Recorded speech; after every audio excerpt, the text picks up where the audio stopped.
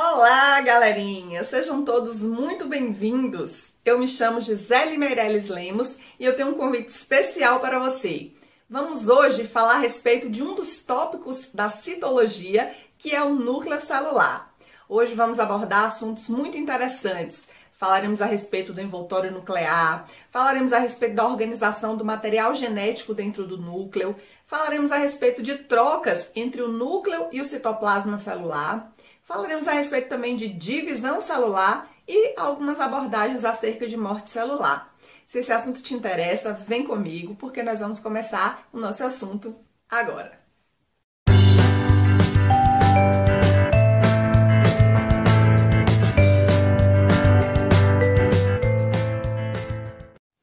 Bem, galerinha, em outras videoaulas abordamos aí a questão da célula como unidade estrutural e funcional do organismo. Então, os diferentes tipos de organismos são compostos por células, né? E as células, elas se constituem em estruturas compostas por citoplasma e núcleo. Em videoaulas passadas, abordamos as características do citoplasma. Falamos a respeito dos seus componentes, das organelas, né, que realizam cada uma as suas funções específicas. Falamos da porção mais externa do citoplasma, que é a membrana plasmática, das características dessa membrana plasmática, da sua relação com o meio externo, de como as atividades que a membrana realizam impactam na função celular, impactam no bom desempenho que as células elas possuem, que é essa relação com o meio mediada pela membrana plasmática. Haja visto o fato de que as células elas se encontram inseridas dentro do contexto do tecido, né? E vimos também as características do citoesqueleto para realizar funções como manutenção do padrão estrutural das células, especificamente para realizar movimentação de elementos internos celulares ou da própria célula como um todo. Falamos também da característica da citomatriz e nós vamos hoje, na nossa videoaula, abordar as características do núcleo. O núcleo celular é uma estrutura bem definida nas células eucarióticas e o núcleo ele vai se constituir no centro de controle de todas as atividades celulares. Nós vamos observar como se estabelece o envoltório nuclear, o que ocorre aí com o material genético das células que vai ficar aí armazenado e como as células vão utilizar esse material genético para produzir, a informação necessária que deve ir para ser lida lá no citoplasma e isso vai se constituir na conformação das proteínas que posteriormente voltam também para compor a organização estrutural do próprio núcleo. Então, nessa nossa videoaula, vamos abordar as características da estrutura e como essa estrutura ela é utilizada para o desempenho das funções que são atribuídas ao núcleo celular. Vamos começar então. Bem, pessoal, conforme mencionamos, o núcleo ele vai se constituir no centro de controle de todas as atividades celulares. Todo esse material genético que a célula possui, ela vai estar contida no núcleo. Porém, existe a exceção que é o material genético das mitocôndrias. Conforme falamos lá na nossa videoaula do citoplasma, as mitocôndrias possuem o seu próprio material genético e elas podem aí se duplicarem, duplicando o seu próprio material genético, independente do material genético contido no núcleo, certo? Então, toda a informação contida no DNA, ela vai se constituir no que nós chamamos de genoma. Então, o genoma, que é toda a nossa informação genética, exceto aquela para as mitocôndrias, está contida no núcleo celular. Então, desta forma, nós compreendemos que o núcleo ele é responsável pela síntese de todos os tipos de RNA, que é o ácido ribonucleico, e também pelo processamento deste mesmo RNA.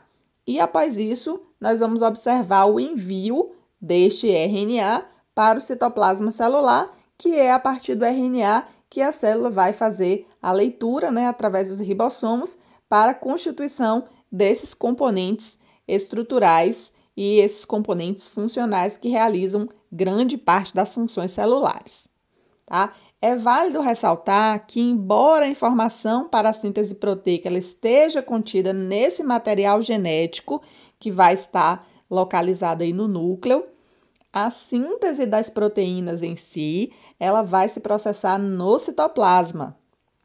E aquelas proteínas que são componentes da estrutura nuclear, elas migram do citoplasma para o núcleo de modo inverso. Então, a informação ela parte do núcleo para o citoplasma. No citoplasma ocorre a confecção das proteínas em si e aquelas proteínas que forem compor estrutura nuclear, elas retornam para o núcleo. Nós temos aí formas de haver passagem de componentes do citoplasma para o núcleo e vice-versa, tá? A forma do núcleo, ela vai ser variável. Então, todas as células eucarióticas possuem o seu núcleo, porém, nem todas as células possuem núcleos com o mesmo formato. Na verdade, existe uma variação de formatos de núcleos entre os tipos celulares. Então, nós temos células que têm um núcleo mais esférico, outras com núcleos mais alongados, outras que os núcleos estão mais achatados em algum local próxima da membrana celular. Então, os núcleos eles são estruturas de forma variável e essa característica, ela também é uma característica que acaba sendo da célula em si. Então, quando nós fazemos a descrição de uma célula específica, nós vamos ver que a descrição de como o núcleo se apresenta acaba sendo típico deste tipo celular, tá? Então, a maioria desses núcleos, eles se caracterizam por apresentarem uma estrutura mais arredondada, como eu mencionei, né? E algumas vezes elas podem estar mais alongadas. Então, na maioria das vezes, essa forma, ela é a forma mais encontrada. E nós observamos os núcleos nas células através de técnicas específicas de coloração, onde nós empregamos corantes que têm afinidade por esses constituintes do núcleo. Então, os constituintes do núcleo são de característica química ácida, basicamente porque se trata de material genético, né? Ácido desoxirribonucleico, também ácido ribonucleico. Então, o DNA e o RNA são estruturas de características clínicas ácidas. E quando nós empregamos técnicas de coloração para que a gente consiga visualizar as células, nós temos que a característica de coloração ocorre por oposição química. Então, as estruturas ácidas, elas se colorem por corantes básicos. Então, os corantes básicos que nós utilizamos, eles são responsáveis por colorir a estrutura do núcleo. Nos corantes que nós empregamos, temos aqueles corantes que nós chamamos de básicos e temos aqueles corantes que são ácidos, certo? Justamente porque os corantes ácidos vão colorir as estruturas básicas nos tecidos, sendo que os corantes básicos vão colorir as estruturas ácidas, então é recíproco. Nós temos, então, portanto, os dois tipos de corantes que se utilizam de constituintes químicos ácidos e constituintes químicos básicos para colorir as estruturas celulares e nessas técnicas de coloração, as estruturas que forem neutras, elas não vão ter afinidade por nenhum desses dois tipos de corantes e aí nós podemos empregar técnicas alternativas de coloração ou então essas estruturas ficarão não coloridas, se elas não forem pigmentos em si. Então, nos corantes que nós chamamos de corantes de rotina, que são aqueles corantes que são principalmente empregados, né? São aquelas técnicas que nós utilizamos com frequência no laboratório, esses corantes ditos de rotina. O corante básico empregado é a hematoxilina. Então, a hematoxilina ela é um corante azul, né? E esse corante azul ele vai ter afinidade pelas estruturas ácidas do núcleo e, portanto, os núcleos eles são vistos nessa cor azul ou roxa que nós identificamos nas células. Então, nós costumamos ver o citoplasma, que tem características básicas coloridas pelo corante de rotina eosina, que é rosa, e o núcleo, que é ácido, pelas características dos seus componentes, se colore pelo corante básico. E o corante básico rotineiramente empregado é a hematoxilina, certo? Uma outra questão interessante de ser abordada é o número. A maioria das células possuem um núcleo, né? Então, geralmente, as células possuem um núcleo. E, geralmente, esse núcleo ele se posiciona mais centralmente na célula. Então, aquele núcleo que está numa posição mais central, nós dizemos que é um núcleo centralmente posicionado. Essa é uma condição mais geral, mas não é regra, né? Nós temos que outras células podem ter núcleos em outras posições que não centralizadas.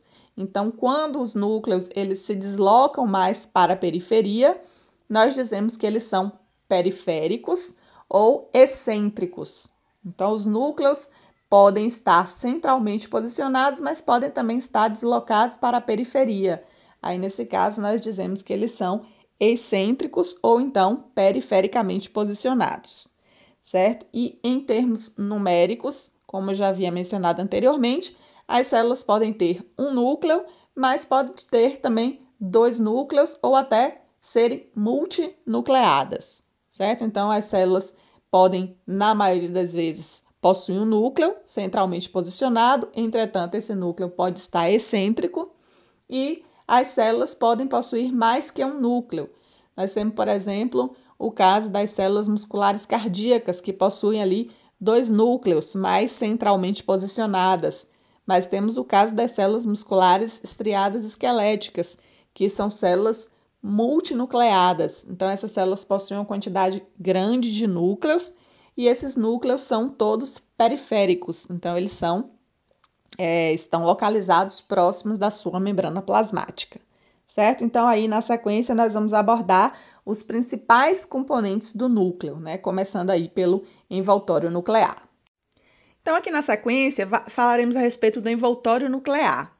E o envoltório nuclear ele vai aí se constituir dentro, né, está aí contido dentro desses principais componentes do núcleo, né? Então, nós estamos aí iniciando essa abordagem a partir do envoltório nuclear e esse conteúdo do núcleo ele vai estar aí localizado dentro, internamente, as delimitações do envoltório nuclear.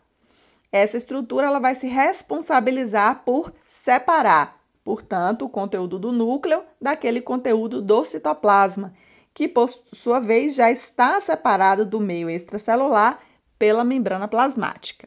Tá? Então, a célula se individualiza do meio externo pela membrana plasmática e o núcleo se individualiza do citoplasma pelo envoltório nuclear. Nós podemos observar o núcleo por microscopia de luz, conforme eu mencionei anteriormente. Nós temos técnicas de coloração que permitem que a gente verifique, né, a forma do núcleo, a quantidade de núcleos, o posicionamento do núcleo na célula. Entretanto, este microscópio de luz, ele possui uma capacidade de resolução baixa.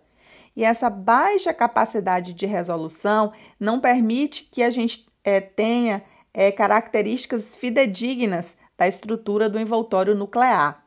Então, para que a gente consiga observar o envoltório nuclear dentro das suas peculiaridades, dentro das suas minúcias, é importante que nós utilizemos um microscópio que tenha um melhor poder de resolução, uma maior significância no aumento, e para isso nós podemos contar com um tipo de microscopia chamada de microscopia eletrônica. A microscopia eletrônica ela permite que a gente visualize estruturas da ordem de nanômetros, então nós conseguimos verificar características mais detalhadas do envoltório nuclear. Então, ele vai nos auxiliar a identificar essa organização do envoltório, que vai se mostrar constituído por, na verdade, 2 membranas, as quais estão separadas entre si por um espaço que se denomina de cisterna perinuclear. Então, o envoltório nuclear, aquele que separa os constituintes do núcleo dos constituintes do citoplasma, ele é formado por 2 membranas, sendo que essas membranas estão separadas entre si por um espaço que é denominado de cisterna perinuclear.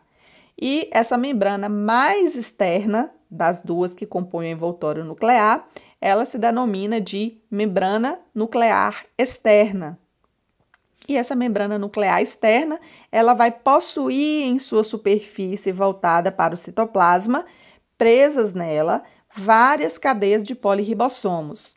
Essas cadeias de poliribossomos, elas se prendem na superfície mais externa da membrana nuclear externa, e essa característica ela é vista também em uma organela que nós já comentamos previamente, que é o retículo endoplasmático rugoso. Então, vamos prestar atenção no detalhe de que a membrana externa nuclear, ela se continua com a membrana do retículo endoplasmático rugoso. Isso nós já abordamos anteriormente. Então, a membrana externa nuclear, ela possui presa na sua superfície cadeias de poliribossomos, assim como a membrana do retículo endoplasmático rugoso, e essas membranas se constituem em estruturas contínuas entre si. Tá?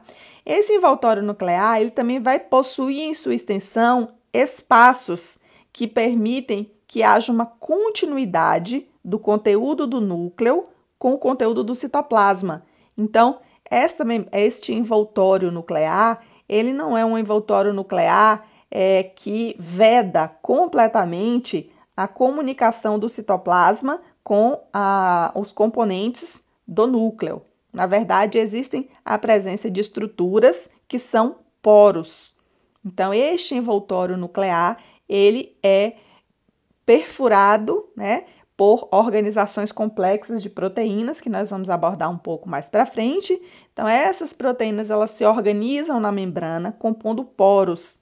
E esses poros, eles, graças à sua organização complexa, são denominados de complexo do poro.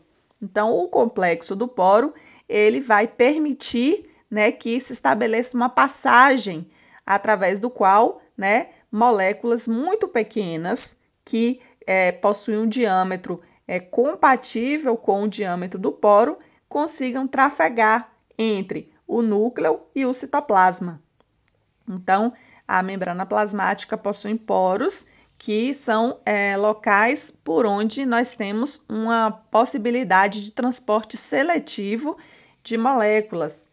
Principalmente esse transporte se dá por características químicas e por também tamanho da estrutura. Então, moléculas que possuem estruturas compatíveis com as dimensões do poro podem trafegar para o núcleo e também podem realizar um movimento no sentido inverso. No poro, nós observamos um fato que não ocorre em outros locais do envoltório nuclear, que é a continuidade entre as membranas interna e externa nuclear. Então, nessa região do complexo do poro, nós temos aí a continuidade das membranas externas e internas, que é justamente o que permite o livre trânsito de moléculas de tamanhos moleculares compatíveis com a dimensão do poro, que possa transitar do meio citoplasmático para o meio interno nuclear e também realizar um movimento inverso, tá? Outra característica do envoltório nuclear é a sua impermeabilidade, de modo que o trânsito de moléculas ou mesmo de íons entre esses dois compartimentos, núcleo e citoplasma, ele só possa se estabelecer única e exclusivamente através do complexo do poro. Então, se não se estabelecer passagem através do complexo do poro, em outras localizações da membrana, este processo ele também não vai se estabelecer, porque em outros locais da membrana ela se caracteriza por ser impermeável. Então, qualquer possibilidade de trocas entre o núcleo e o citoplasma celular só pode se dar através do complexo do poro. Através do complexo do poro, nós temos a passagem de estruturas que são compatíveis com o tamanho, e aí nós vamos ter passagem sem gasto energético, mas nós também podemos ter passagem com gasto de energia. Aí, nesse caso, nós teremos a passagem de estruturas que são de diâmetros maiores do que aqueles que se estabelece com o complexo do poro em repouso, tá? Então, este complexo ele se caracteriza por ser uma estrutura de um formato cilíndrico e ele é formado na sua conformação geral, na sua composição geral, por mais de 100 proteínas, por isso que ele é um complexo do poro, né? E essas 100 proteínas juntas, elas vão estabelecer um formato de uma figura geométrica que é um octógono. Então, este formato octogonal, ele vai provocar ele vai ter um anel que faz uma saliência para o interior do núcleo, e ele vai ter um outro anel que faz saliência para a face citoplasmática, certo? Então, este complexo do poro, ele é formado por mais de 100 proteínas que na sua organização espacial tem um formato octogonal. Quando nós observamos a membrana, nós visualizamos a membrana, nós vemos que ela tem uma saliência tanto para o meio interno nuclear, numa forma de anel octogonal, quanto uma saliência para o meio citoplasmático, também numa forma de anel octogonal. E este canal aí que vai ser estabelecido no centro por esse complexo do poro, ele alcança um diâmetro da ordem de 9 nanômetros. Então, esse diâmetro de 9 nanômetros é o diâmetro pelas quais as estruturas que precisam trafegar de modo livre aí precisam alcançar no máximo esse diâmetro, certo? Então, por essa razão, nós temos que íons e moléculas com essas dimensões vão conseguir esse tráfego livre. E esse tráfego livre vai se estabelecer pelo complexo do poro, haja visto o fato que as demais extensões desse envoltório nuclear se estabelecem de forma a se constituírem em uma estrutura impermeável. Então, estruturas com dimensões até 9 nanômetros estabelecem um tipo de transporte livre que nós denominamos de difusão passiva. Então, a difusão passiva é esse transporte que ocorre aí sem gasto energético. Porém, nós temos a necessidade de que estruturas maiores que 9 nanômetros também trafeguem no sentido inverso ou no sentido do citoplasma. Então, quando nós precisamos realizar esse transporte de estruturas maiores, né, maiores que esse diâmetro interno do poro, nós vamos utilizar energia, nós vamos precisar gastar energia para estabelecer esse trânsito, e essa energia ela não vai ser suficiente sozinha. Nós vamos precisar, além do gasto de energia, precisar também de receptores para mediar essa travessia. Então, estruturas maiores que 9 nanômetros podem, sim, atravessar, né, do citoplasma para o núcleo, e para que isso ocorra, nós precisamos de duas condições se estabelecendo. A primeira delas é o gasto energético, porque o poro ele vai precisar se dilatar, e nós vamos precisar de receptores para mediar a travessia, que são os receptores que são responsáveis por se ligarem entre si, quebrarem o ATP, dilatarem o polo, e aí a estrutura ela consegue realizar a travessia. Tá? Esse evento de transferência ocorre por meio de um processo que requer uma operacionalização em duas etapas. Bem, então como é que vai se estabelecer, portanto, essa transferência aí através do complexo do poro, quando nós precisamos transferir, né, estruturas que são de diâmetro maior do que os 9 nanômetros que compõem aí o diâmetro da passagem que permite trânsito livre, certo? Então, nós vamos realizar uma transferência, como nós mencionamos, em duas etapas. Na primeira etapa, nós vamos ter proteínas específicas na membrana que podem possuir um ou mais sinais de destinação nuclear. Então, essas proteínas que possuem esses sinais de destinação nuclear, elas vão se ligar a proteínas específicas no citossol. Essa ligação forma um complexo, e esse complexo ele vai se aderir temporariamente na superfície do poro nuclear. E aí, após essa etapa inicial, a etapa secundária ela vai se processar no momento em que essas proteínas elas são transportadas para o interior do núcleo. Então, eu preciso que a proteína ela tenha sinais de destinação nuclear. Eu preciso que essas proteínas que têm sinais de destinação nuclear se liguem com proteínas específicas do citossol, que formam um complexo ali aderido ao poro, certo? E aí, na etapa seguinte, nós vamos observar que as proteínas elas são transportadas para o interior do núcleo. Então, primeiro forma-se esse complexo na superfície do poro, e aí, com gasto energético, nós vamos ter a transferência da estrutura em si para o interior do núcleo, não do complexo todo, mas apenas daquilo que precisa ser transportado.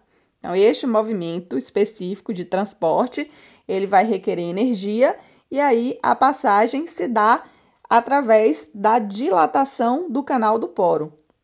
Então, o poro ele tem inicialmente 9 nanômetros, mas com a formação do complexo da estrutura que vai se estabelecer na região citossólica do poro e também no gasto de energia, nós vamos observar que o diâmetro deste poro vai se ampliando e aí a estrutura consegue realizar o trânsito. Então, isso vai permitir uma largura maior do que esses habituais 9 nanômetros e aí vai ocorrer a passagem dessas estruturas maiores.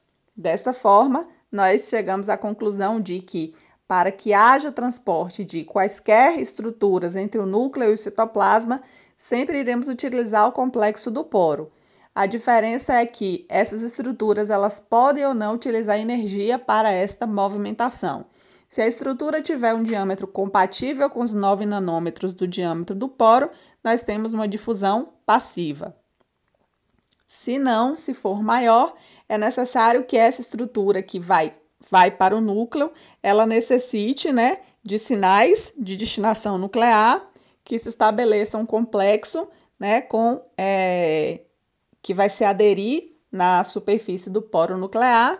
Quando esse complexo se adere na superfície do poro, vai haver uma quebra de ATP que dilata esse canal do poro, e aí, através do próprio poro dilatado, é que essa estrutura, maior do que os habituais 9 nanômetros, vão conseguir ser transportadas para o interior do núcleo. Aqui na sequência, nós vamos abordar a cromatina. Nós podemos identificar 2 tipos de cromatina no núcleo. A heterocromatina, que se apresenta elétron densa, e quando nós observamos ao microscópio óptico, ela se apresenta como grânulos grosseiros. Na estrutura da heterocromatina, nós observamos a dupla hélice de DNA, que está muito compactada, e isso vai inviabilizar a sua transcrição. A molécula de DNA, para ser lida, ela necessita estar aberta. Então, para ela ser aberta, ela vai ser descompactada. Quando ela está, ao contrário disso, compactada, significa dizer que ela não está sendo transcrita. Então, a sua transcrição, no seu modo compactado, se encontra inviabilizada. Então, nós estamos falando, portanto, que a cromatina que está inativa, ela é denominada de heterocromatina.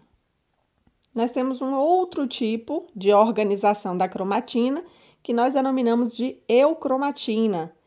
Já a eucromatina, ela vai se apresentar granulosa e clara, e ela está localizada entre esses grumos que eu comentei anteriormente de heterocromatina.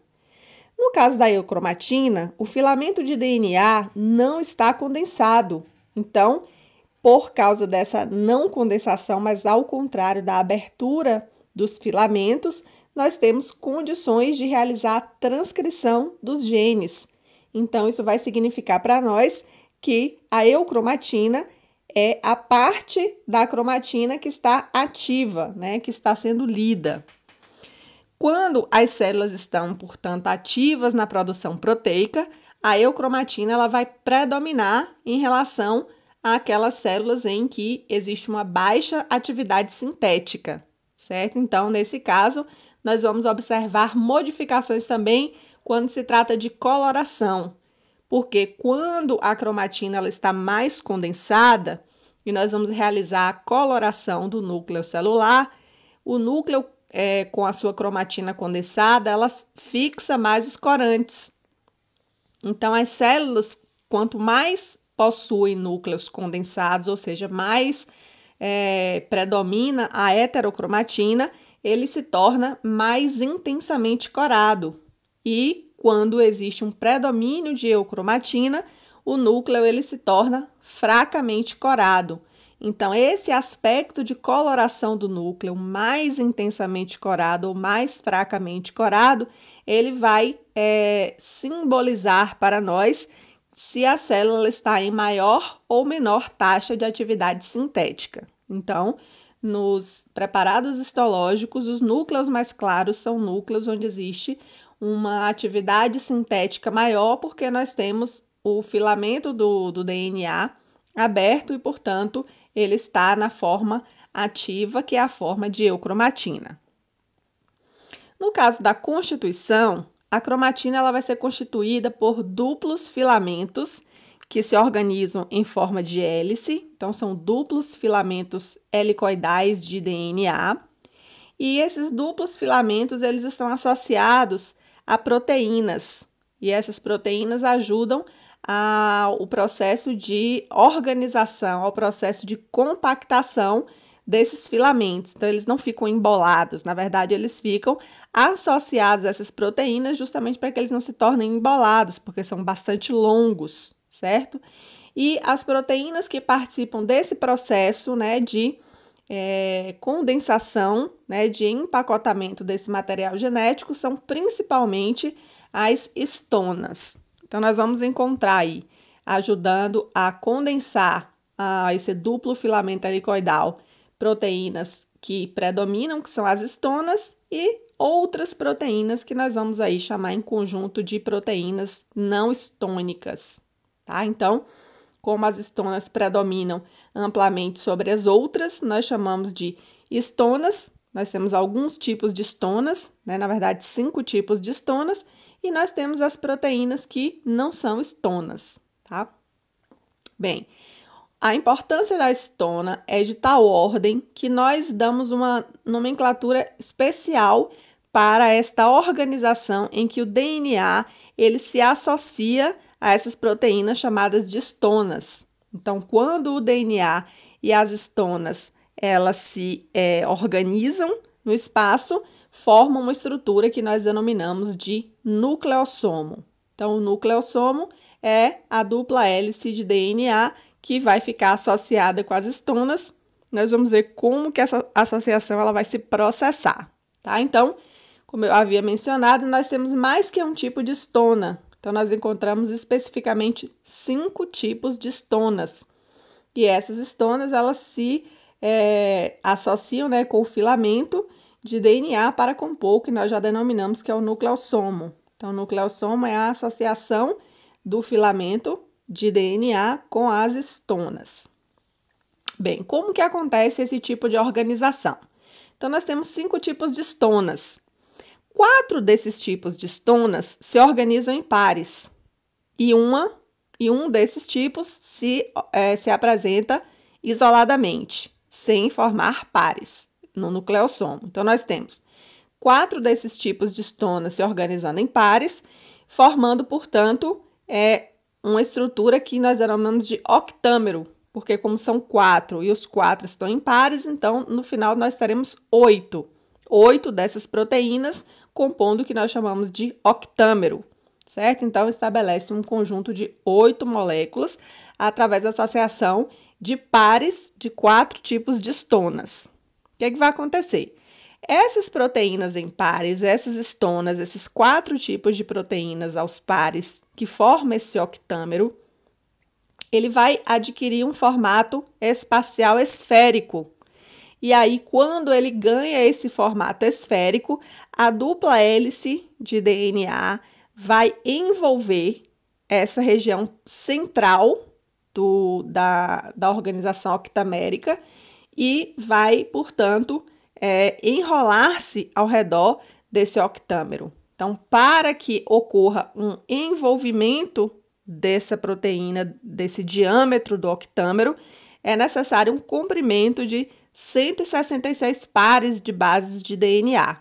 Então, quando nós temos uma organização que gera um comprimento de DNA que consegue abraçar a circunferência desse octâmero de histonas, esse comprimento que realiza essa circunferência ao redor das histonas, ele precisa ter um comprimento de 166 pares de bases de DNA.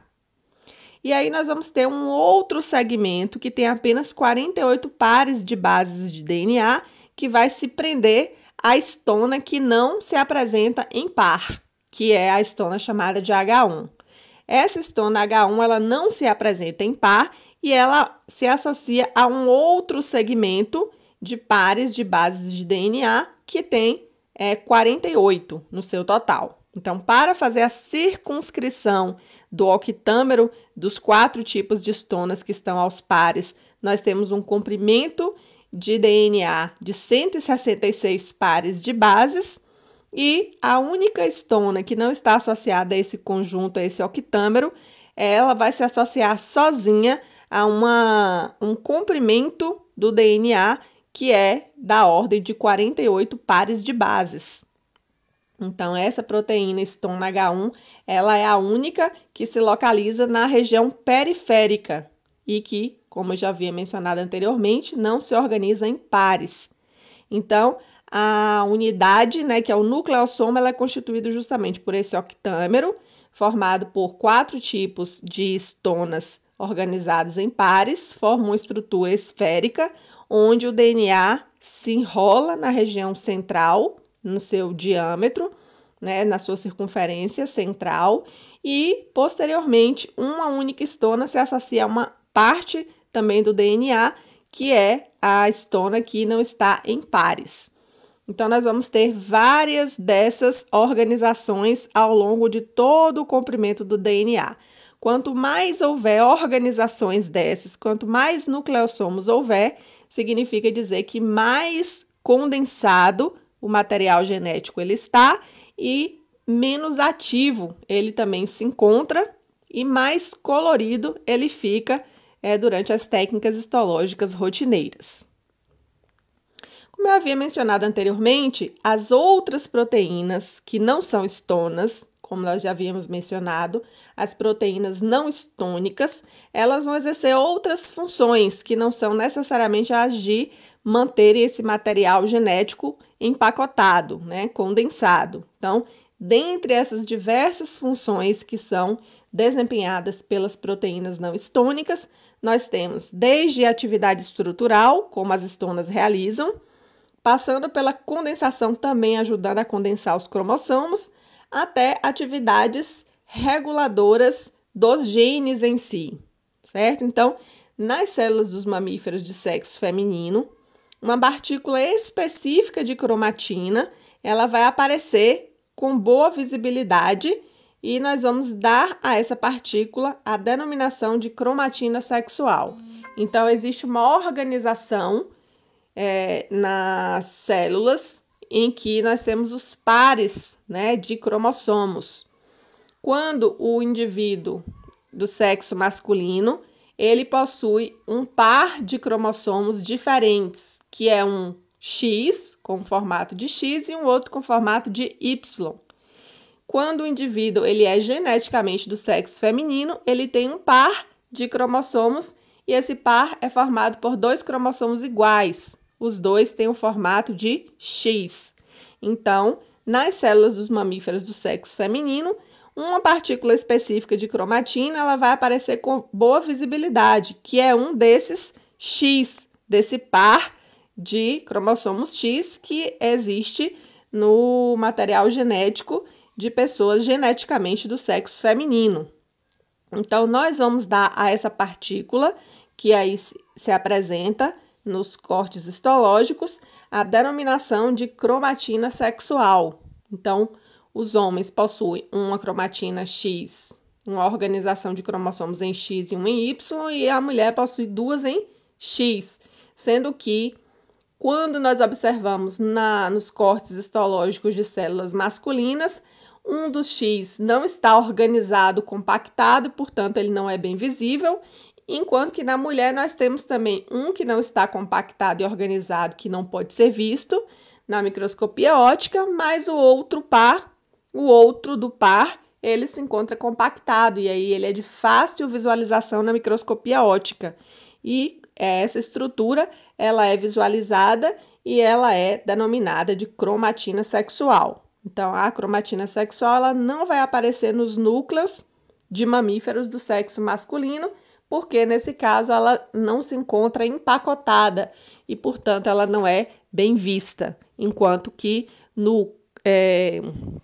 nas células, no núcleo das células, né, do gênero feminino, um dos X está desempacotado, como acontece com o X masculino, porém o outro X do par ele está empacotado e ele é bem visível e, portanto, isso permite que a gente possa identificar pessoas geneticamente do sexo feminino e distinguir elas geneticamente do sexo masculino, porque quando nós fazemos técnicas histológicas, seja de esfregaço, seja de esfregaços de células que possuem núcleos, nós conseguimos identificar se existe ou não a presença da cromatina sexual.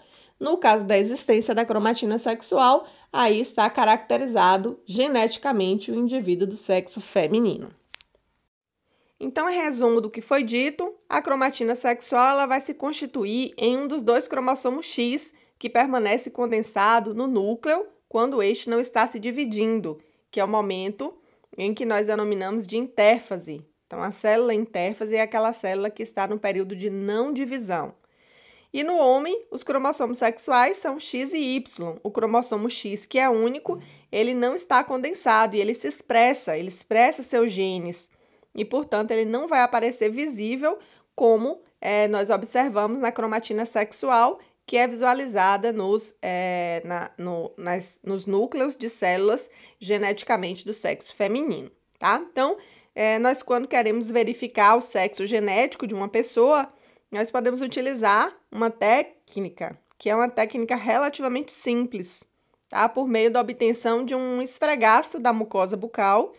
Então, nesses esfregaços da mucosa, nós vamos obter células epiteliais, né, que estão se descamando, que estão se desprendendo. Então, quando nós fixamos essas células e quando nós colorimos essas células, então, no microscópio óptico, nós conseguimos verificar a presença da cromatina sexual nessas células epiteliais descamadas da mucosa bucal, que a cromatina sexual ela tem uma forma de um pequeno grânulozinho que fica geralmente ligado à membrana nuclear. Isso não vai acontecer nas células de pessoas que têm o sexo masculino, certo? Então, quando nós realizamos esse tipo de esfregaço, nós vamos pelo núcleo conseguir obter a diferenciação dos dois tipos de células que são distintas geneticamente. E uma outra técnica também possível de se observar, e que também é simples de ser executada, é um esfregaço sanguíneo. Então, nos esfregaços sanguíneos, nós também podemos usar, né, a observação de células que são os glóbulos brancos, porque os eritrócitos nos humanos são anucleados, né, mas os leucócitos, que são os glóbulos brancos, eles são nucleados. Então, quando nós realizamos as técnicas de coloração para as células do sangue, as técnicas de rotina, nós observamos que nos leucócitos, principalmente nos neutrófilos, nós conseguimos observar a cromatina sexual. E aí ela vai aparecer como um apêndicezinho que tem uma forma de raquete no núcleo dos neutrófilos. Então, nos núcleos de neutrófilos do sexo feminino, nós observamos a cromatina sexual, que é uma estrutura no núcleo que tem uma forma de raquete.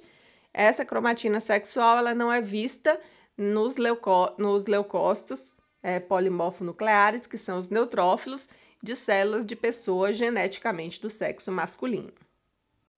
Aqui na sequência vamos falar sobre os nucléolos. Os nucléolos eles são considerados as fábricas de produção de ribossomos aí no núcleo. Nas lâminas que nós coramos para poder visualizar as células, nós, ao observarmos os núcleos, nós vamos ver que os nucléolos vão aparecer aí, dentro dele, com formações de formato arredondado que se coram mais intensamente pelos corantes básicos, justamente por causa da sua intensidade em constituintes ácidos, que são principalmente o RNA ribossomal e outras proteínas que também caracterizam esse comportamento químico ácido. Em nós humanos, especificamente, os genes que vão codificar o RNA ribossomal, eles estão localizados em 5 cromossomos. E aí, por causa deste fato, né, porque nós temos 5 cromossomos que codificam o RNA ribossomal, algumas células podem apresentar alguns nucleolos. Mas o que nós observamos mais comumente é que nós temos uma fusão, né, dessas regiões cromossômicas, e aí isso leva as células a reduzir aí para 1 ou até no máximo 2 nucleolos por núcleo, né? Também é possível que a gente observe uma quantidade de heterocromatina que fica presa ao nucleolo. E aí essa cromatina que está compactada, que fica aí presa ao nucleolo, nós denominamos ela de cromatina associada ao nucleolo. Vamos aqui brevemente também abordar a matriz nuclear.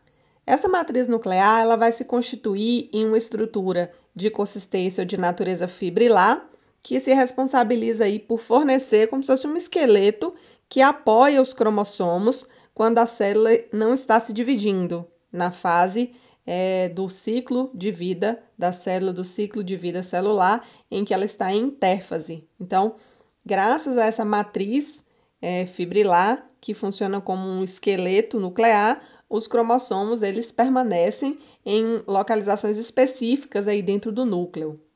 Embora existam alguns autores que acreditam que na célula viva esta matriz nuclear ela não exista de fato, mas ela apareceria apenas nas imagens microscópicas como resultado das técnicas histológicas que criariam esses artifícios que são vistos como essa malha fibrilar, mas que efetivamente não se constitui em uma estrutura que exista na célula viva, né? Isso para alguns autores. Entretanto, existem alguns autores que sim, que atribuem a essa matriz nuclear essa organização interna da posição dos cromossomos quando a célula ela se encontra aí no período em que ela não está se dividindo, que é o período de vida da célula que representa o maior tempo, né, de vida da célula.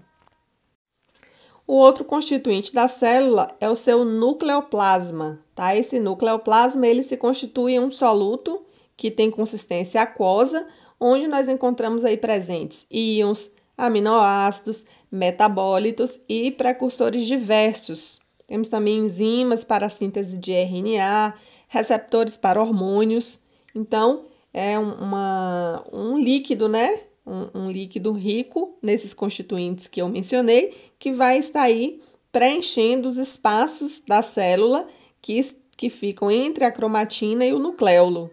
Então, é muito difícil fazer uma caracterização microscópica por causa dessa consistência do nucleoplasma, e então, por isso, nós descrevemos ele como esse componente granuloso que preenche esse espaço aí mencionado entre a cromatina e o nucleolo.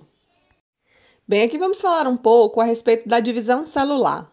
Tá? A divisão celular ela é o processo pelo qual uma célula-mãe origina células filhas. Tá? Ela acontece tanto nos organismos pluricelulares, como no caso de nós humanos, que as células se utilizam, né, desse evento para poder produzir cerca de dezenas de milhões de células, como também acontece nos organismos unicelulares, que, né, se reproduzem e geram aí novas células.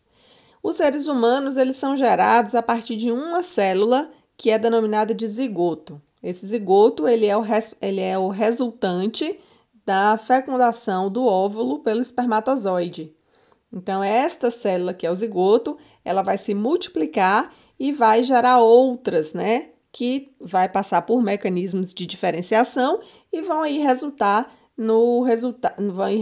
nesse complexo organismo que se estabelece. Então, essa divisão celular, ela se constitui em uma das etapas do que a gente chama de ciclo celular. Então, no ciclo celular, ou a célula está se dividindo, que é o período da divisão celular, ou a célula está não se dividindo, que nós chamamos de período de intérfase, certo? Então, na intérfase, a célula ela não está se dividindo, é uma fase bem longa, né? Ela vai corresponder a cerca de 95% do tempo da vida da célula, e os outros 5% representa o período em que a célula efetivamente realiza eventos de divisão. Então, aqui nós vamos abordar, em nosso estudo, um tipo de divisão celular denominada de mitose. Tá? A mitose é o tipo de divisão celular que ocorre com as células somáticas humanas. Então, as células somáticas humanas realizam o evento de divisão celular denominado de mitose. O outro tipo de divisão celular, que no organismo humano vai ocorrer exclusivamente com os gametas, é denominado de meiose. Tá? Então, as nossas células somáticas, elas são quem? São quaisquer células do nosso organismo que se responsabiliza pela formação dos tecidos, pela formação dos órgãos, certo? Nesses organismos como nós, que são multicelulares.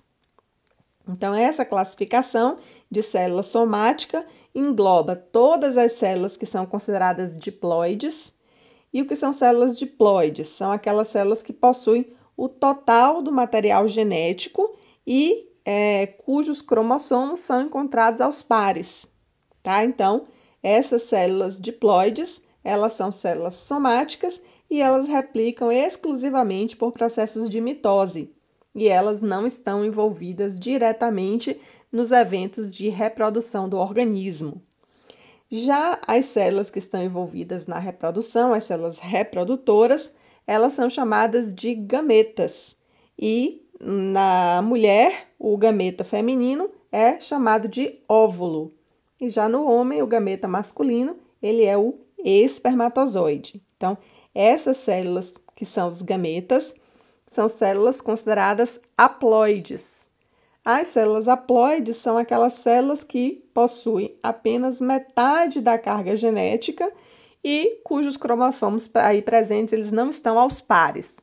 Então, nós dizemos que as células reprodutoras, que são os gametas, são células haploides, possuem um total de N de cromossomos. Os cromossomos eles estão sem pares. Enquanto que as células somáticas são células diploides, elas possuem uma quantidade de 2N de cromossomos, porque os cromossomos são encontrados aos pares, certo? Então, essas células reprodutoras, elas se dividem por meiose. Então, aqui na sequência, nós iremos abordar a divisão celular com ênfase nos eventos que ocorrem com as células somáticas, que é a mitose. Bem, galerinha, aqui na sequência vamos falar sobre a mitose, tá? A mitose ela é um evento que nós podemos observar lá ao microscópio óptico, tá? E esse evento de divisão, ele vai consistir essencialmente na duplicação dos cromossomos e na subsequente distribuição igualitária para as células filhas, tá? Essa mitose, ela é um processo que se estabelece de modo contínuo, mas que nós dividimos em fases para que a gente possa compreender melhor essa sequência, né? Para que a gente possa, né, à medida que a gente vai estudando as fases, a gente consiga compreender como didaticamente esse evento ele vai se desenrolando no tempo e no espaço, tá? Então, essas etapas sequenciais, elas foram assim denominadas de prófase, metáfase, anáfase e telófase. Então, nós vamos estudar cada uma dessas etapas e à medida que a gente for observando o que é que vai acontecendo em cada uma e compreendendo que elas vão, né, se sucedendo, nós vamos compreender toda a sequência do processo da divisão celular, que é esse que se estabelece com as células somáticas. Bem, a prófase, ela se constitui na fase inicial desse processo de divisão celular. E o que é que a gente vai observar? É que na prófase ocorrem gradualmente fenômenos da condensação da cromatina. Então, a cromatina, ela é o material genético que está aí, parte dele condensado, formando a heterocromatina, e parte aberto sendo lido, formando a eucromatina. Então, nós vamos observar que nessa primeira fase da divisão, essa cromatina ela vai se tornar toda condensada e aí nós vamos cada vez mais conseguindo observar a forma, né, desse material genético quando a gente observa essa célula em divisão no microscópio óptico. Então, esses cromossomos condensados, eles passam a serem chamados de cromossomos mitóticos. Nós vamos observar um outro evento interessante, que é o envoltório nuclear. Este envoltório ele vai sofrer fenômenos de fragmentação. Entretanto, a fragmentação não vai levar à destruição desses componentes do envoltório. Ele vai permanecer aí no citoplasma, vai ficar aí como vesículas e no futuro elas vão voltar a se reconstituir, vão voltar a estabelecer o envoltório nuclear lá no final da mitose, o envoltório das células filhas. Então, nessa primeira fase, nós vamos observar a condensação da cromatina e nós vamos observar também a fragmentação do envoltório nuclear. Uma outra observação que a gente vai poder constatar aqui nessa fase inicial da divisão, que é a prófase, é que os centrossomos e os centríolos, eles vão sofrer eventos de migração. Então, nós vamos ter um par para cada polo da célula. Então, esses centríolos, esses centrossomos, eles vão migrar um par para cada polo da célula, a fim de se estabelecer uma estrutura denominada de fuso mitótico. Então, na sequência da migração, nós vamos ver que entre esses pares de centríolos vão se formar microtúbulos. E esses microtúbulos, entre os centríolos, darão origem justamente ao fuso mitótico, que é o que vai, direcionar a parte do material genético para cada polo da célula, o que vai resultar cada uma em uma estrutura nuclear distinta para cada célula filha, tá? Então, é possível também que a gente observe neste momento a desintegração do nucleolo. Então, o nucleolo, que é essa região aí em que se estabelece a produção dos ribossomos, vai se desintegrar nessa fase inicial da divisão celular da mitose, que é a prófase. Na sequência da prófase, a fase que se estabelece é denominada de metáfase. Então, na metáfase, nós vamos observar que os cromossomos eles vão migrar para o plano equatorial da célula. Então, para onde cada centríolo foi se deslocar, onde o fuso mitótico se estabeleceu, na metáfase nós vamos observar a separação desses cromossomos em duas metades iguais longitudinalmente, e cada um desses lados, que são as cromátides, elas vão migrar para cada plano equatorial. Então, essa migração, ela, como mencionado, ela vai ocorrer com a participação dos microtúbulos, que constituem o fuso mitótico.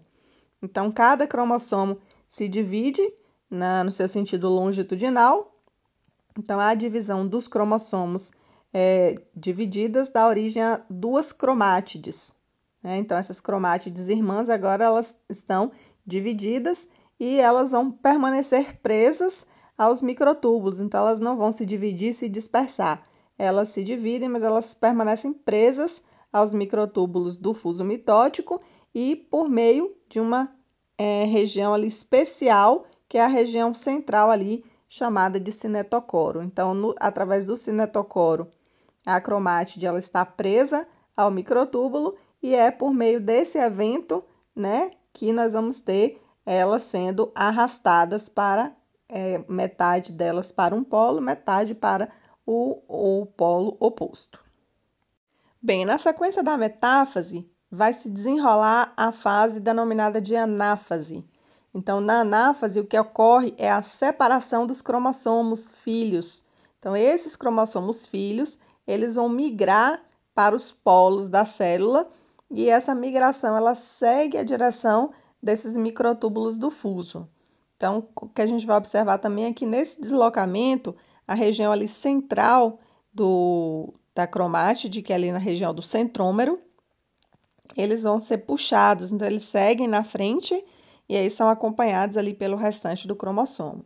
Tá? Esse centrômero ele vai se constituir ali na região central, que é a região mais estreita, na região de constricçãozinha ali do cromossomo. E esse centrômero, ele é quem vai manter inicialmente essas cromátides juntas.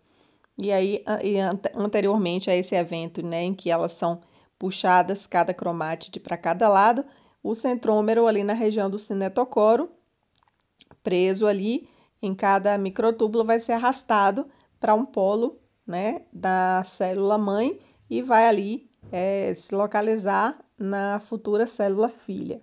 que é cada polo se estabelecerá uma célula filha. Então, nós vamos observar essa migração, né, dos centrômeros que vão seguir ali na frente, sendo acompanhados pelo restante do cromossomo. Esse evento ele vai ser estabelecido pelos microtúbulos do fuso mitótico. Bem, aqui na fase final da mitose, nós temos a telófase. Então, nessa fase, nós vamos observar a reconstrução do envoltório nuclear, onde nós vimos a sua desintegração na fase inicial. Então, agora na fase final, nós vamos observar a reconstrução desse envoltório em cada uma das células filhas. Nós vamos observar aqui os cromossomos, eles que se condensaram lá no início da fase de divisão, agora eles vão começar gradualmente a se descondensar. E à medida que eles vão se descondensando, nós vamos observando o aparecimento da cromatina. E também, à medida que a cromatina vai se estabelecendo, nós vamos também observando que o núcleo ele se refaz e na intérfase, que é um pouco mais para frente, na conclusão aí desse fenômeno de divisão, os nucleolos eles se reconstituem. Um outro evento importante também que se estabelece aí na divisão celular é a citocinese. A citocinese ela é a divisão do citoplasma e essa divisão ela vai também, obviamente, acompanhar a divisão do núcleo. Esse evento de divisão do citoplasma ele se inicia na anáfase, que é a fase inicial, onde a gente viu aí os eventos de condensação dos cromossomos, e conclui aí na última fase, que é a telófase.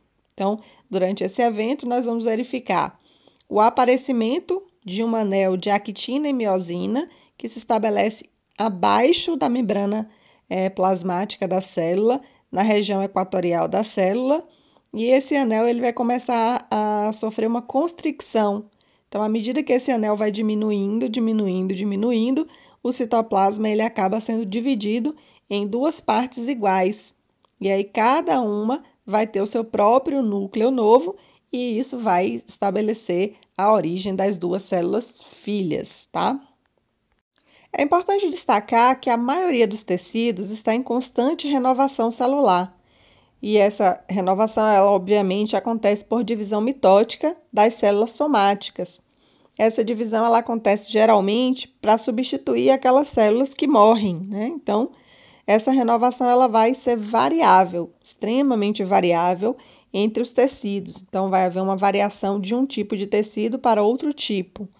E, às vezes, dentro do mesmo tipo de tecido. Então, por exemplo, os tecidos epiteliais eles se renovam, mas algumas regiões do epitélio se renovam muito mais rapidamente do que em outras regiões. Então, a taxa de renovação ela é variável entre os tecidos e dentro de tipos diferentes do mesmo tecido. Entretanto, alguns tecidos, à medida que vão se especializando, eles adquirem um grau tão alto de especialização que eles perdem a capacidade de realizar mitose. E aí, caso haja destruição desse tecido, eles não possuem mais capacidade de restabelecer a sua organização prévia. Então, esses tecidos que são terminais diferenciados são tecidos cujas células especializadas não conseguem mais realizar a mitose quando se tornam células especializadas. Pessoal, conforme aí mencionamos anteriormente, as células, durante a sua vida, elas se encontram experimentando alguma das etapas do que nós chamamos de ciclo celular. Então, essas células, elas podem estar entrando em divisão celular com frequência, ou elas podem se dividir só quando houver uma necessidade do organismo, porém algumas células perdem definitivamente a capacidade de sofrer mitose. Entretanto, a divisão celular é apenas uma etapa do ciclo, porque o ciclo ele é composto pela fase em que a célula está não se dividindo, né, o momento não divisional, que é inclusive um momento importantíssimo, e a divisão em si. Então, disso se constitui o ciclo celular. E algumas células, elas abandonam o compartimento divisional, a parte da divisão, e permanecem basicamente sem a capacidade de duplicar esse material genético e, portanto, ficam somente na fase de repouso, certo? Então, conforme nós mencionamos nos outros momentos anteriores, essas células elas vão ter essa diferença durante o seu ciclo de vida, né? Então, as células que nós consideramos que têm capacidade de renovar os tecidos constantemente, elas são denominadas de células lábeis.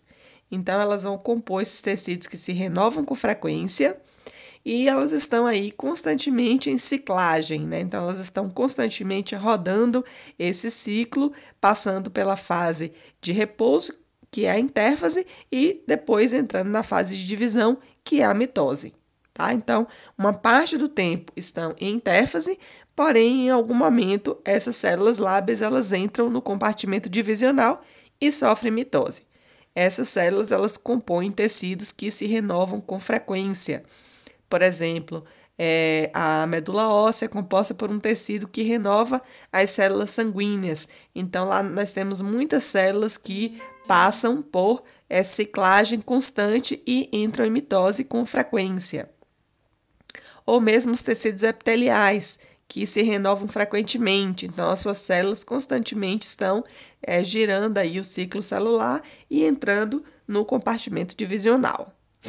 Já as células consideradas estáveis, ou seja, aquelas que compõem tecidos que normalmente não se renovam, mas que têm uma capacidade de reparar danos que são imprimidos sobre esses tecidos, essas células elas estão ocupando o compartimento da intérfase. Mas quando aí há um estímulo que é produzido justamente pelo dano, essas células elas se multiplicam.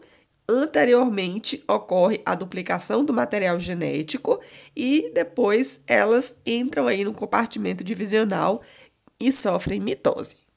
Apenas as células ditas terminais diferenciadas, elas, depois que elas se dividem, depois que elas se diferenciam, elas vão abandonar definitivamente o ciclo celular e não voltam mais em nenhuma circunstância ao compartimento divisional. Então, essas células, elas compõem tecidos que não são capazes de repor aquelas células perdidas e aí, em uma situação de dano, a função que essas células exercia acaba ficando comprometida. Bem, então a mitose, que se constitui no compartimento divisional, ela se manifesta de modo visível ao microscópio óptico. Nós vimos que é possível que a gente identifique as diversas fases que nós mencionamos, prófase, metáfase, anáfase e telófase, todas elas microscopicamente, porque nós temos características que distinguem essas etapas quando nós as observamos no microscópio. Porém, outros eventos que vão ocorrer fora desse compartimento divisional, que é a mitose, ou seja, aqueles que vão ocorrer no período interdivisões, que é a intérfase, eles não se processam de modo que a gente consiga visualizar eles microscopicamente. Então, eu posso citar, por exemplo, eventos importantes como a duplicação do DNA e a duplicação dos centríolos. Então, esses eventos eles ocorrem na intérfase e, embora eles não sejam vistos no microscópio óptico, eles são fundamentais para que a própria divisão celular ela seja possível. Em resumo, então, temos que o ciclo celular ele é constituído por duas etapas, ou dois momentos, em que cada um deles eu aí chamei de compartimento, um compartimento diferente. Então, esses momentos do ciclo celular, eles são dois. A intérfase e a divisão celular, que é a mitose. Na intérfase, que é o período do ciclo celular mais duradouro, se verificam eventos, como eu já mencionei, que são a duplicação do DNA, eventos importantíssimos. E nós podemos resumir o significado do ciclo celular como conjunto de modificações pelas quais a célula vai passar desde o momento em que ela aparece, desde o surgimento da célula ali como célula filha, até quando ela se divide novamente. Então, este é o período que nós denominamos de ciclo celular e nele nós vamos ter momentos de intérfase e momentos de divisão. Então, como nós já estudamos aí as fases que a célula passa ao longo da mitose, nessa etapa agora nós vamos estudar as fases que a célula atravessa ao longo da intérfase. Então, a célula passa por momentos por fases, que nós dividimos didaticamente na mitose, e nós também dividimos didaticamente os períodos que a célula vai também sucessivamente passar durante esse momento de não divisão, que é a intérfase, e é o que a gente vai ver agora. A intérfase se divide em 3 fases que se processam de modo sequencial. Essas fases são a G1, S e G2. A fase G1 é aquela que vai vir logo depois da mitose, e nessa fase ocorre tanto a síntese de RNA quanto a síntese de proteínas. E com isso nós vamos perceber que a célula vai conseguir recuperar o volume que estava reduzido em decorrência do evento de divisão que ela acabou de passar. Nos tecidos que se renovam rapidamente, aqueles que são formados por células lábeis, essa fase ela ocorre de modo bem curto. Mas nós temos uma observação importante a ser considerada aqui, que é o que ocorre com as células que não se renovam, ou seja, aquelas que nós denominamos de células terminais diferenciadas. Essas células elas vão abandonar definitivamente o ciclo celular e elas entram na chamada fase G0. Então, células terminais diferenciadas, posteriormente ao seu evento de divisão, elas vão iniciar um processo de diferenciação e elas vão abandonar o ciclo celular, passando a coexistir em um ambiente que nós vamos aí denominar de G0, ou fase G0. Nessa fase G1, que é a fase da intérfase, a primeira fase da intérfase, nós temos o que nós chamamos de ponto de restrição. Então, um fenômeno que é observado na fase G1, além dos já observados aumento da quantidade de síntese de proteínas e de RNA, é justamente a ocorrência de fenômenos que se processam na célula e que vão servir para verificar a integridade do material genético, que é o seu DNA, e também os fenômenos que vão checar internamente se de fato houve a produção de uma quantidade suficiente da síntese de RNA e de proteínas que permitiria que a célula seguisse evoluindo aí para a próxima fase da intérfase, que é a fase S. Então, na fase G1, nós temos um ponto chamado de ponto de restrição. Esse ponto é dado esse nome, ponto de restrição, é dado a esses fenômenos de checagem interna em que a célula verifica a integridade do material genético e verifica a quantidade de produção de proteínas e de RNA, que são fatores necessários para que ela evolua aí de maneira correta dentro do ciclo celular e que consiga chegar à fase subsequente da intérfase, que é a fase S, que nós vamos abordar agora. Na fase subsequente, que é chamada de fase S, de síntese, nós vamos observar a ocorrência de eventos de síntese e de duplicação do material genético, ou seja, do DNA. E também nós vamos observar a duplicação dos centrosomos e dos centríolos. Então, na fase de síntese, o que nós temos é efetivamente síntese do que? De DNA e a duplicação dos centrossomos e dos centríolos. Isso vai ser fundamental para que os eventos que se processam na mitose se estabeleçam de modo adequado. E, por fim, a intérfase é concluída com a fase G2, onde elas passam a acumular energia agora. Essa energia ela vai ser suficiente para que ela realize a etapa de divisão. Então, todos os eventos para que uma divisão correta se estabeleça acontecem justamente na intérfase.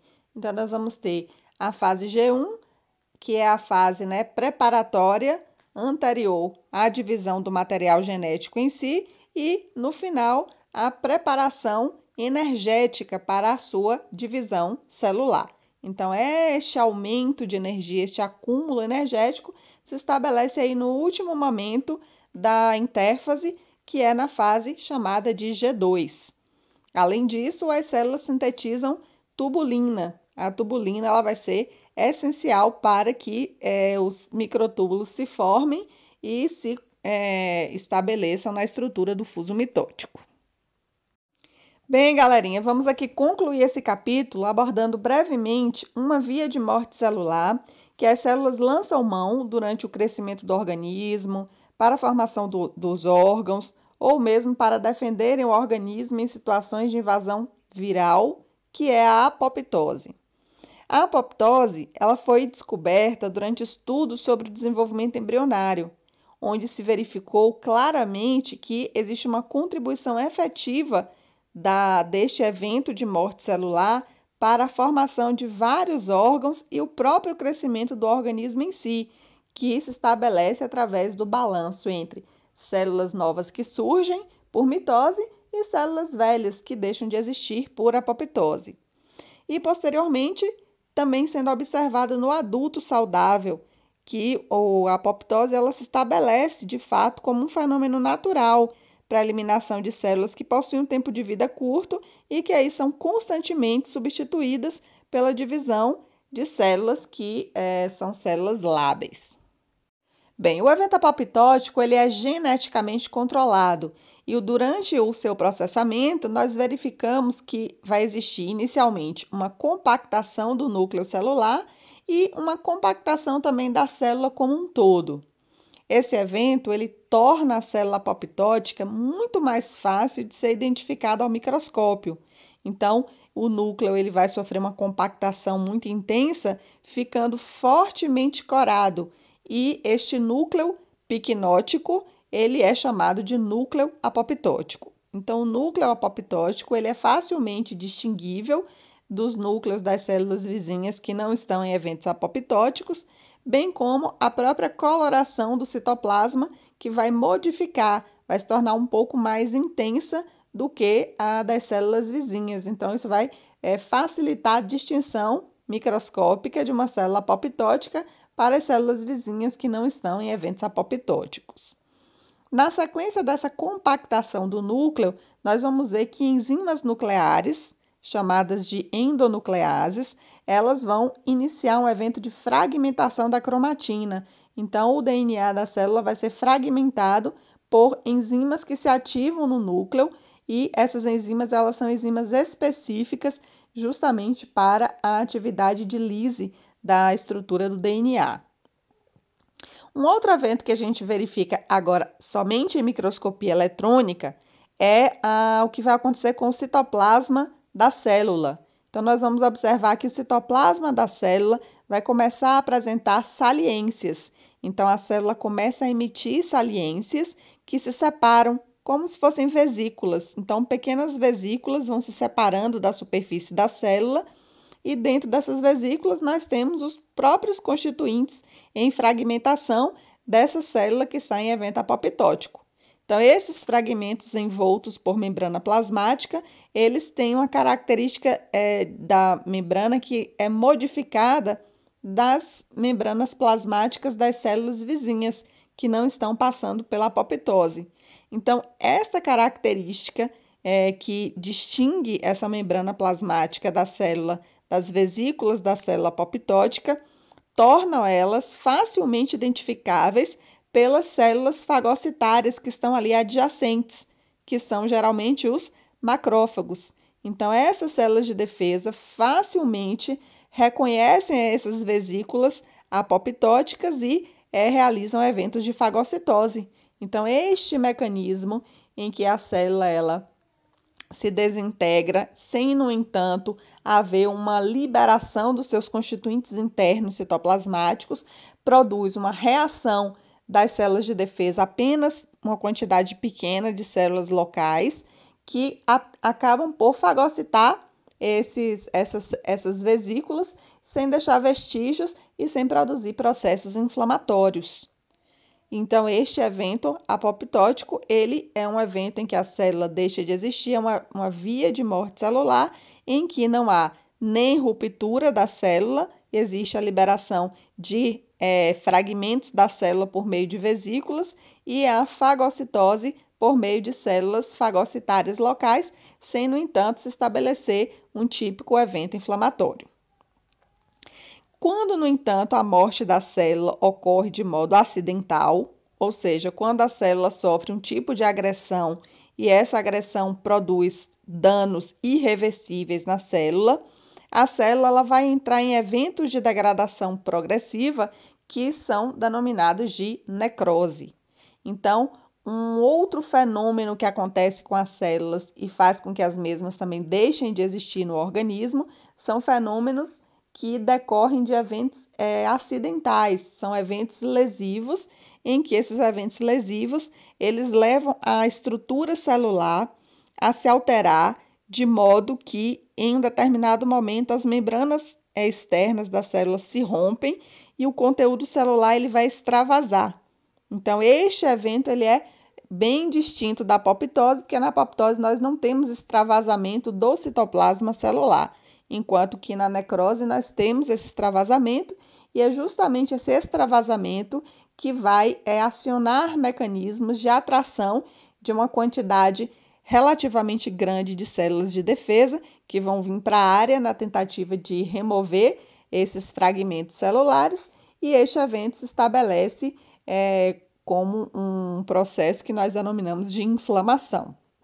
Então, a necrose ela tem como resultado um evento inflamatório para que as células rompidas sejam eliminadas, enquanto na apoptose nós temos um fenômeno de eliminação de células do organismo, que pode se dar também em condições patológicas, mas que também se dá em condições fisiológicas, em que este evento ele não desencadeia mecanismos inflamatórios, porque não há uma ruptura das membranas plasmáticas, e sim uma liberação do conteúdo da célula em degradação, mas esse conteúdo ele está envolto por membrana plasmática, ainda que essa membrana plasmática seja modificada com o objetivo claro de ser reconhecido pelas células de defesa e serem fagocitados pelas mesmas.